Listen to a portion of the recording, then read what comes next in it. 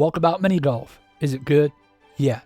In Walkabout mini golf, you play mini golf. This is a VR game, so you actually get to do the putting. You only use one controller, which took a little while to get used to, but once you get putting, you'll realise it's exactly like it is in real life. Your real life skills, or lack thereof, will transfer over to this game. The physics are very realistic when you're hitting the ball, and the ball will also skim around the hole if you're going too fast or wide on a hole. Because it's mini golf, some of the courses get a little wild, which is good, but the normal courses are never too difficult, and you'll always get better every time you play. The game includes 8 courses with the base game. Each has 18 holes, but you can also play the courses on a harder difficulty, which will completely change some of the holes, so you basically get 16 courses with the base game. For 99% of my time playing the game, I played online with strangers. Unless you're going to be playing with a friend in a private match, you don't get any options. You can't select what course you want to play, you just have to hit quick play, and it will match you with someone from around the world. I can't believe how populated this game was. I never waited longer than 10 seconds to find someone else to play with. Had these people not been speaking with their microphones, I probably would have presumed they were bots.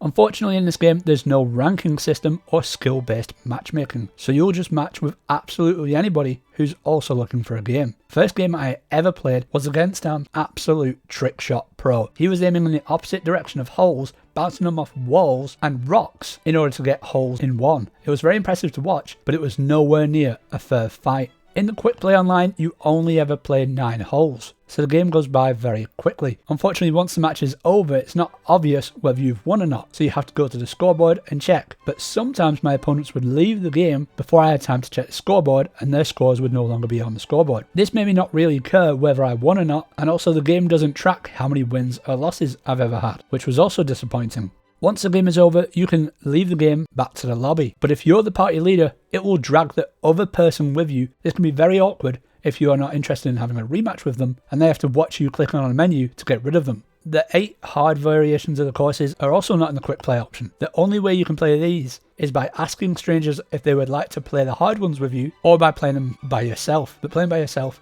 is no fun. I really wish there was an option to just play the hard courses online. Maybe that would get rid of some of the pros off of the normal courses. All of the holes in this game have well hidden golf balls. Finding these golf balls will unlock them for you to play with. The game tracks how many you've found, but numerous times it kept resetting, so I gave up trying to find them all as it kept making me find the same balls over and over. Not that I care too much because I got the crying laughing emoji ball and there is nothing else I need. To move around in this game, you can teleport and click turn. There's also smooth turning options for both, and I'm not somebody who gets motion sick in VR, but smooth turning in this game felt horrible and completely unnatural, so I never left it turned on. The graphics in this game are gorgeous and very clear. The game's art style is very nice, and every course has its own soundtrack and ambience, which really adds to the game. That was Walkabout Mini Golf, and I give it a 7 out of 10.